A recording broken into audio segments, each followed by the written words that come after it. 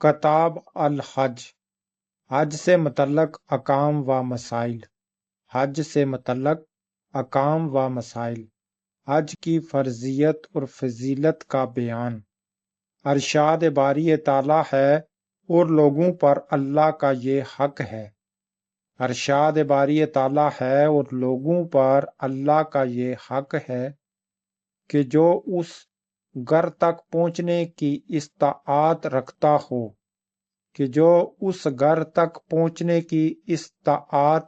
ہو وہ اس کا حج کرے، اور جو نہ مانے تو اللہ تعالیٰ تمام اہل جہاں سے بے نیاز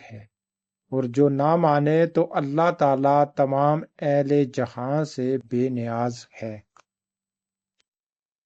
صحیح بخاری کی حدیث نمبر 1513۔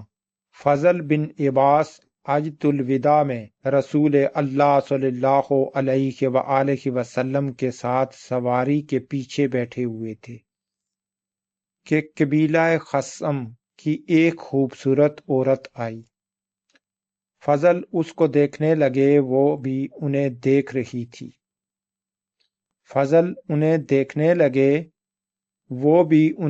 رہی تھی، لیکن رسول اللہ صلی اللہ علیہ وآلہ وسلم فضل رضی اللہ عنہ کا چہرہ بار بار دوسری طرف موڑ دینا چاہتے تھے۔ اس عورت نے کہا کہ یا رسول اللہ، اللہ کا فریضہ آج میرے والد کے لیے ادا کرنا ضروری ہو گیا ہے۔ یا رسول اللہ، حج کا فریضہ میرے والد کے لیے ادا کرنا ضروری ہو گیا ہے، لیکن وہ بہت بوڑھے ہیں، اونٹنی پر بیٹھ نہیں سکتے، کیا میں ان کی طرف سے حج کر سکتی ہوں؟ این حضور صلی اللہ علیہ وآلہ وسلم نے فرمایا کہ ہاں، یہ حجۃ الوداع کا واقعہ تھا۔ حضور صلی اللہ علیہ وآلہ وسلم نے فرمایا کہ ہاں، یعنی کہ تم کر سکتی ہو، یہ حجۃ الوداع کا واقعہ تھا۔ اس حدیث سے معلوم ہوا کہ کسی معذور کی طرف سے حج کرنا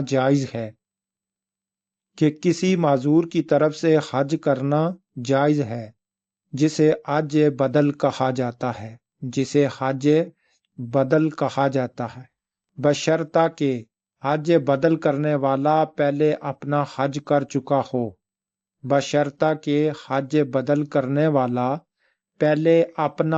کر چکا ہو، اور حج بدل کسی کے مرنے کے بعد بھی اس کی طرف سے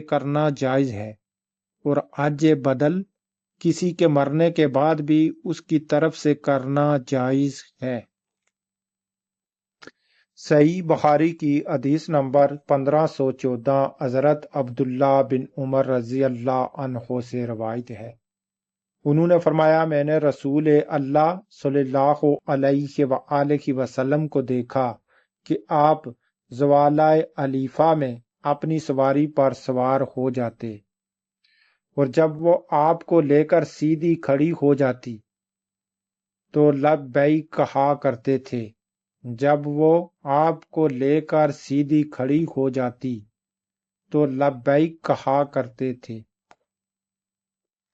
صحیح بخاری کی حدیث نمبر 1515۔ حضرت جابر بن عبداللہ رضی اللہ عنہ سے روایت ہے کہ رسول اللہ صلی اللہ علیہ وآلہ وسلم کا زوالہ علیفہ سے تلبیہ کہنا اس وقت ہوتا جب آپ کی سواری آپ کو لے کر سیدھی کھڑی ہو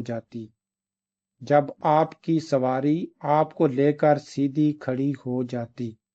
حضرت انس اور حضرت ابن عباس رضی اللہ عنہ نے بھی اسی بیان کیا ہے۔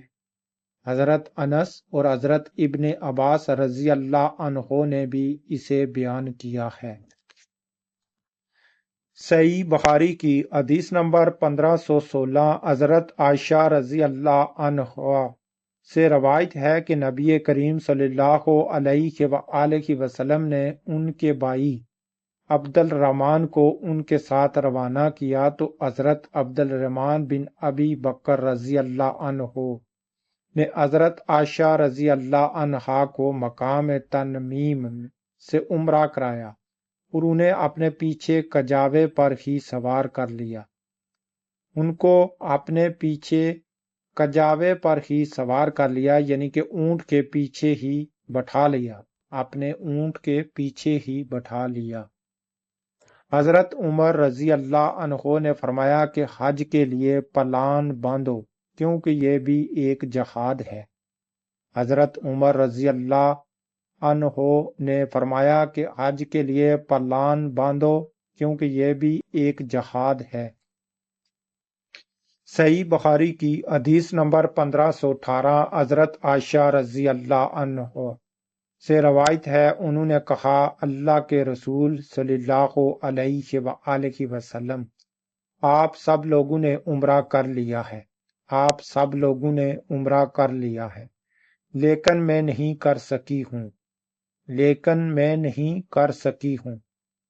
آپ صلی اللہ علیہ وآلہ وسلم نے حضرت عبد الرحمن بن ابی بکر رضی اللہ عنہ سے فرمایا اپنی امشیرہ کو لے جاؤ اور انہیں مقام تنعیم سے عمرہ کراؤ۔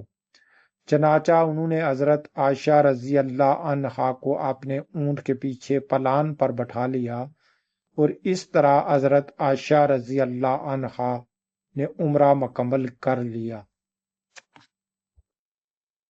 صحیح بخاری کی حدیث نمبر 1519 حضرت ابو ہریرہ رضی اللہ عنہ سے روایت ہے، انہوں نے کہا نبی کریم صلی اللہ علیہ وآلہ وسلم سے کسی نے پوچھا کہ کون سا کام بہتر ہے۔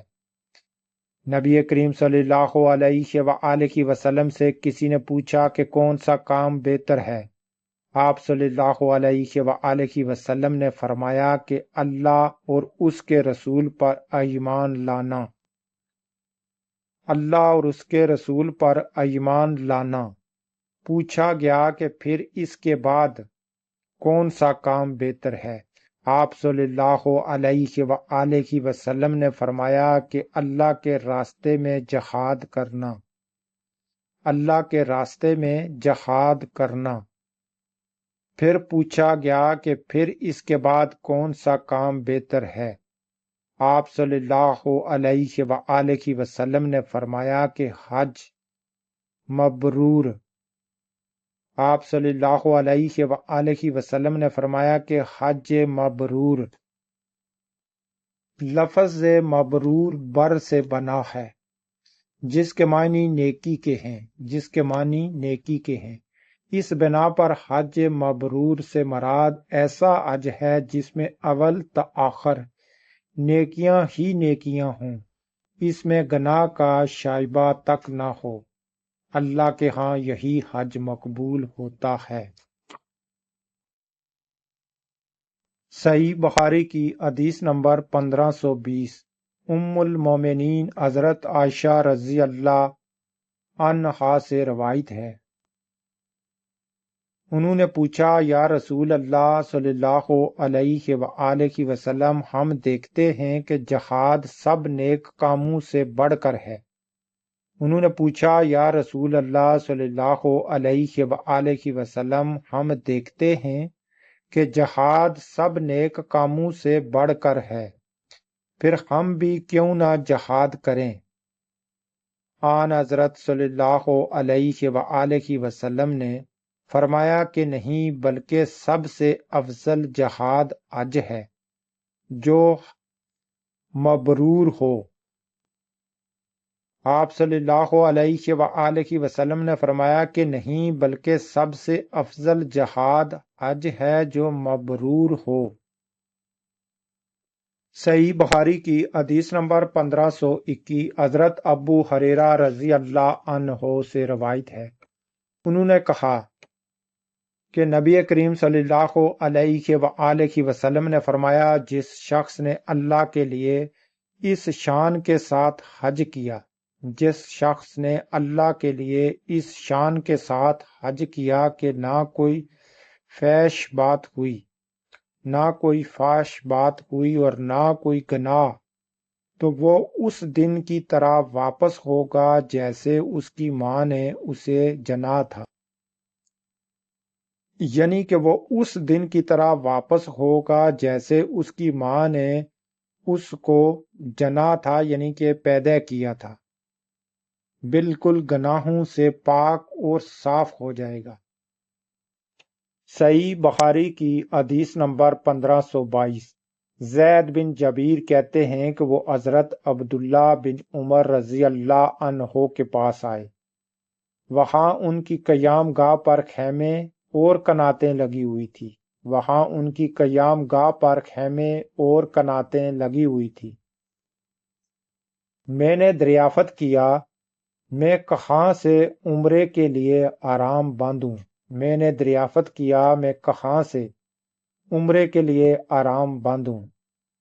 انہوں نے فرمایا کہ رسول اللہ صلی اللہ علیہ وآلہ وسلم نے اہل نجد کے لیے قرن منازل، اہل مدینہ کے لیے زوال علیفہ اور اہل شام کے لیے جفا مقرر فرمایا ہے۔ انہوں نے فرمایا کہ رسول اللہ صلی اللہ علیہ وآلہ وسلم نے اہل نجد کے لیے قرن منزل اور اہل مدینہ کے لیے زوال علیفہ اور اہل شام کے لیے جفا مقرر فرمایا ہے، یہاں سے یعنی کہ وہ اپنا حرام باندھ کے سفر شروع کر لیں۔ صحیح بخاری کی حدیث نمبر 1523۔ حضرت ابن عباس رضی اللہ عنہ سے روایت ہے، انہوں نے فرمایا یمن کے لوگ راستے کا خرچ ساتھ لیے بغیر حج کے لیے آ جاتے تھے۔ یمن کے لوگ راستے کا خرچ ساتھ لیے بغیر حج کے لیے آ جاتے تھے، کہتے تو یہ تھے کہ ہم توکل کرتے ہیں، لیکن جب مکہ آتے تو لوگوں سے مانگنے لگتے۔ اس پر اللہ تعالیٰ نے یہ آیت نازل فرمائی، اور توشہ لے لیا کرو کہ سب سے بہتر توشہ تو تقوی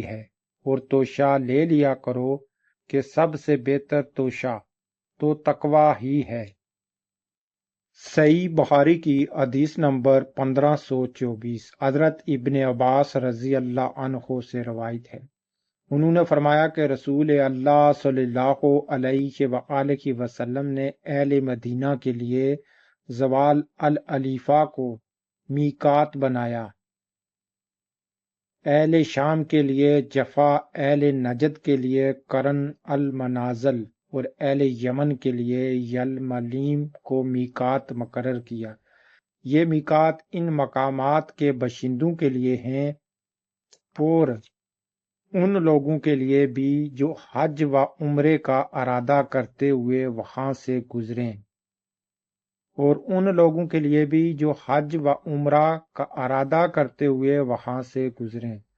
جو لوگ ان مقامات کے اندر کی جانب ہیں وہ جہاں سے چلیں وہیں سے آرام باندھیں، چنانچہ اہل مکہ ہی سے حرام باندھ کر چلیں، اور جو لوگ ان مقامات کے اندر کی جانب ہیں وہ جہاں سے چلیں وہیں سے حرام باندھیں، چنانچہ اہل مکہ کے لیے مکہ ہی سے حرام باندھ کر چلیں، اہل مکہ ہی سے حرام باندھ کر چلیں۔ صحیح بخاری کی حدیث نمبر 1525۔ حضرت ابن عمر رضی اللہ عنہ سے روایت ہے کہ رسول اللہ صلی اللہ علیہ وآلہ وسلم نے فرمایا اہل مدینہ زوال العلیفہ سے تلبیہ کہیں اور اہل شام جفا سے تلبیہ کہیں، نیز اہل نجد قرن منزل سے آرام کی نیت کریں۔ اور حضرت ابن عمر رضی اللہ عنہ نے کہا مجھے معلوم ہوا کہ رسول اللہ صلی اللہ علیہ وآلہ وسلم نے فرمایا اہل یمن یلملیم سے تلبیہ کہیں، تلبیہ یعنی کہ تکبیر کہنا شروع کر دیں۔ صحیح بخاری کی حدیث نمبر 1526 حضرت ابن عباس رضی اللہ عنہ سے روایت ہے، انہوں نے کہا کہ رسول اللہ صلی اللہ علیہ وآلہ وسلم نے مدینہ والوں کے لیے زوال العلیفہ کو میقات مقرر فرمایا اور شام والوں کے لیے جفا، نجد والوں کے لیے قرن منازل اور یمن والوں کے لیے یملیم کو مقرر کیا۔ یہ میقات ان ملک والوں کے لیے ہیں اور ان لوگوں کے لیے بھی جو ان علاقوں سے گزر کر حدود حرم میں داخل ہوں، بشرطہ کہ وہ حج یا عمرے کا ارادہ رکھتے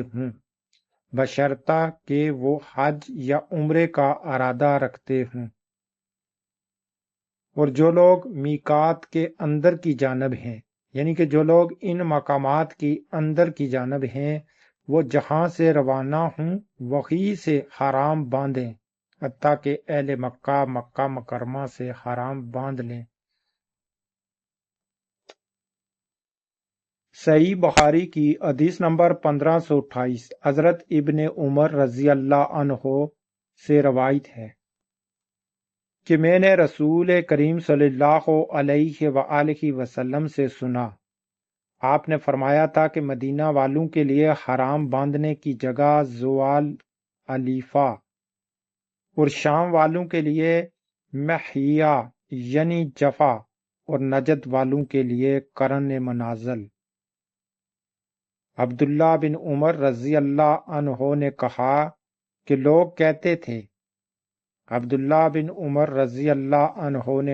کہ لوگ کہتے تھے کہ نبی کریم صلی اللہ علیہ وآلہ وسلم نے فرمایا کہ یمن والے حرام یلملیم سے باندھیں، لیکن میں نے اسے آپ سے نہیں سنا۔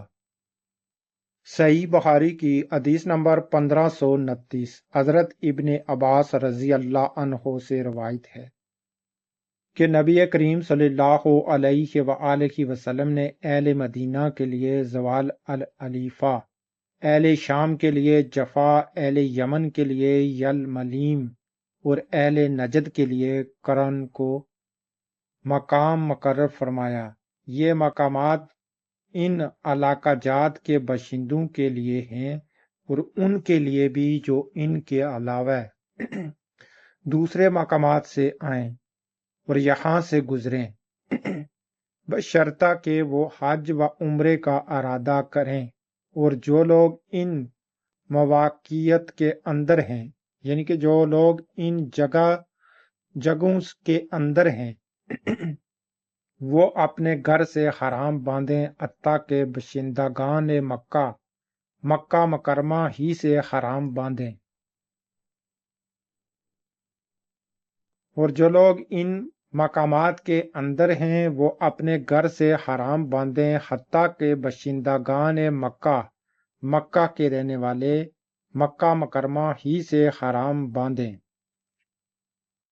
صحیح بخاری کی حدیث نمبر 1530 حضرت ابن عباس رضی اللہ عنہ سے روایت ہے، انہوں نے فرمایا کہ نبی کریم صلی اللہ علیہ وآلہ وسلم نے اہل مدینہ کے لیے زوال العلیفہ کو میقات بنایا، یعنی کہ حرم باندھنے کا مقام بنایا، اہل شام کے لیے جفا، اہل نجد کے لیے قرن منازل اور اہل یمن کے لیے یلملیم کو میقات مقرر فرمایا۔